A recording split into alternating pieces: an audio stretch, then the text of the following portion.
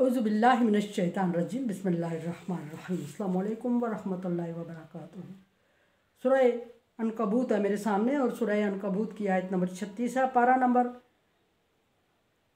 20 और रुकू नंबर 16 चल रहा है।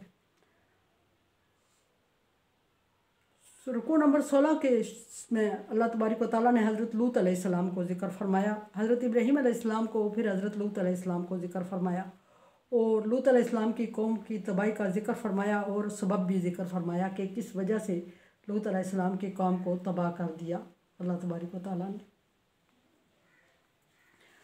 और आगे अब आयत नंबर 36 में अल्लाह तबारक व तआला मदियन का ज़िक्र फरमा रहे हैं और मदियन में हज़रत शुएब अलैहिस्सलाम का मबूस होना ज़िक्र फरमाया कि वैला मदियन, और हमने मदियन कौम मदियन बस्ती मदियन की तरफ भेजा, अहाहुम शुएबा, और बस्ती मदियन या कौम मदियन के लिए हमने उनके भाई शुएब अलैहिस्सलाम को भेजा। क्यों भेजा? ज़ाहिर है बाकी पैगम्बर को भेजा गया हिदायत के लिए, रहनुमाई के लिए, लोगों की समझ बूझ के लिए, सिखाने के लिए।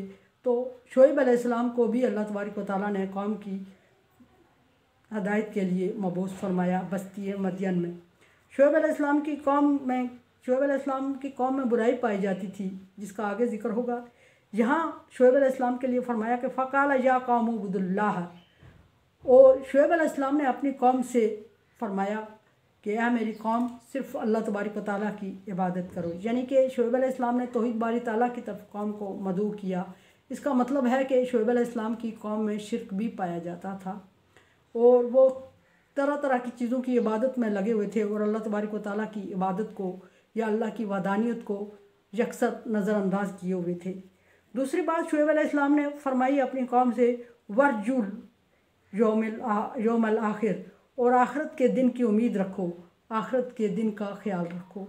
उम्मीद रखो ये कि अच्छे अमाल करोगे तो आखिरत में अच्छा अंजाम मिलेगा और अच्छा बदला मिलेगा। तो अल्लाह तबारक व तआला की इबादत करो, सिर्फ़ अल्लाह की इबादत करो, तौहीद बारी ताला पर यकीन रखो और उम्मीद ये रखो कि आखिरत में तुम्हें इसका बदला दिया जाएगा, आखिरत अच्छी होगी तुम्हारी। लेकिन कौम ने हज़रत शुएब अलैहिस्सलाम की बात नहीं माननी थी। फिर फरमाया आगे के तीसरी बात शुएब अलैहिस्सलाम ने फरमाई, वला तासौ फिल अर्ज़ि मुफ़सिदीन, और ज़मीन में फितना फसाद बर्पा ना करो। अब तीन बातें शुएब अलैहिस्सलाम ने अपनी कौम से की। इसका मतलब है कि ये तीनों बातें शुएब अलैहिस्सलाम की कौम में पाई जाती थी। एक तो मुशरिक कौम थी और शुएब अलैहिस्सलाम ने उसे कहा कि सिर्फ़ अल्लाह की इबादत करो।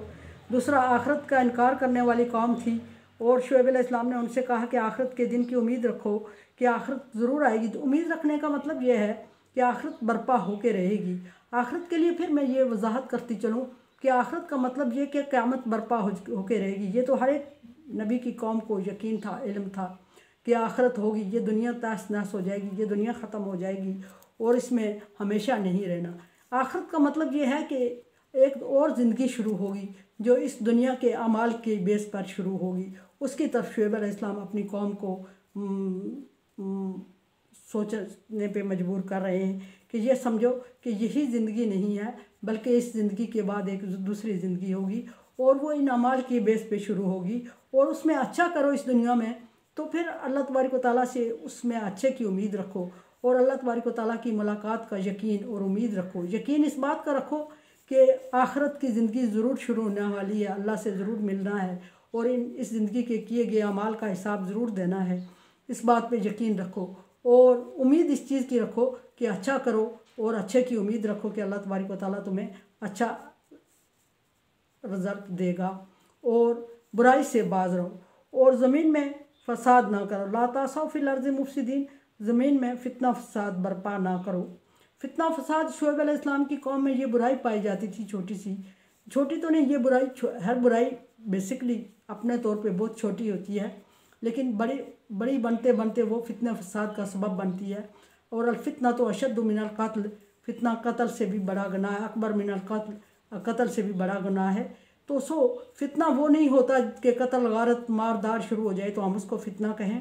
फ़ितना वो होता है जो ज़रा सी बात फ़ितने का सबब बनती है, वो भी उसी फ़ितने के ज़ुमरे में आती है जो कत्ल से बड़ा गुनाह है। फ़ितने से मना किया तासौ फिल अर्ज़ि मुफ़सिदीन, ज़मीन में फितना फसाद ना करो। यह थोड़ी सी बात वजाहत से करती चलूँ मैं कि शुएब अलैहिस्सलाम की कौम में जो बुराई पाई जाती थी वो ये थी कि वो नाप तोल में कमी बेशी करते थे। पीछे सूरत में इससे वजाहत से जिक्र हो चुका है कि वो नाप तोल में कमी बेशी इस तरह करते थे कि जब किसी को देते तो वो लेते तो पूरा पूरा तोल के लेते। ये एक मशरती बुराई थी और मशरती बुराई बहुत बड़े फितने का सबब बन रही थी।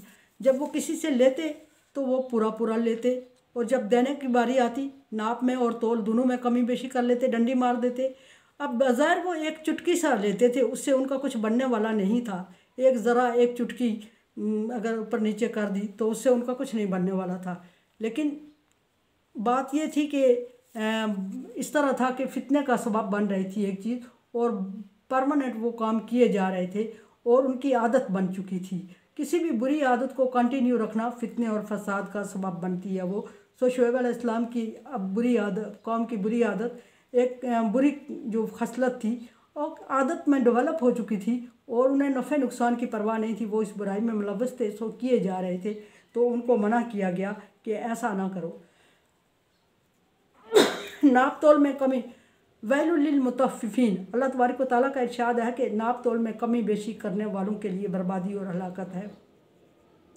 और ये वो बर्बादी और हलाकत नहीं है जिसका हम अंदाज़ा कर रहे हैं या अपने ताई एक दूसरे को डरा रहे होते हैं। ये वो बर्बादी और मुसीबत है, वो आफत है जिसका हम अंदाज़ा नहीं कर सकते। सो इस काम को हम बहुत बुरा, बहुत छोटा और मामूली समझ के करते हैं और इतनी बड़ी तबाही और बर्बादी का सबब बनने वाला ये काम कभी किसी बस्ती में अगर ये बुराई पाई जाए तो वो कामयाबी से हमकिनार होना तो दूर की बात है, तबाह और बर्बाद होके रहती है।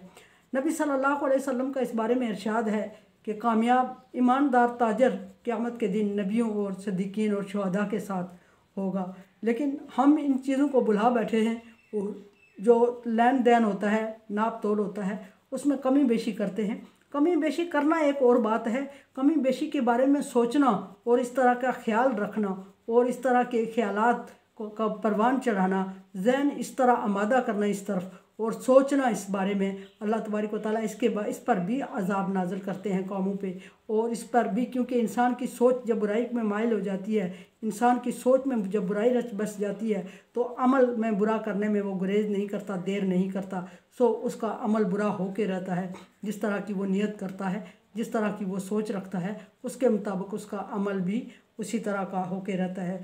सो शुएब अलैहिस्सलाम की कौम में ये बुराई थी और बुराई की सबब शुएब अलैहिस्सलाम की कौम भी हलाक हुई होगी और ज़रूर हुई है। और आगे देखते हैं इसका इंशाअल्लाह किस तरह किस अंदाज में तबाह हुई है शुएब अलैहिस्सलाम की कौम, इसका कल इंशाअल्लाह बात होगी। कुरान समझे, देखे समझे और सब्सक्राइब करें और सदका जारिया में मेरा साथ दें। अल्लाह तबारक व तआला का हुक्म, ताअवनु अला बिर्रि व तक़वा, नेकी और भलाई के कामों में एक दूसरे से ताअवुन करें। सो चैनल को सब्सक्राइब, शेयर और लाइक करके ताअवुन करें। अल्लाह हाफ़िज़।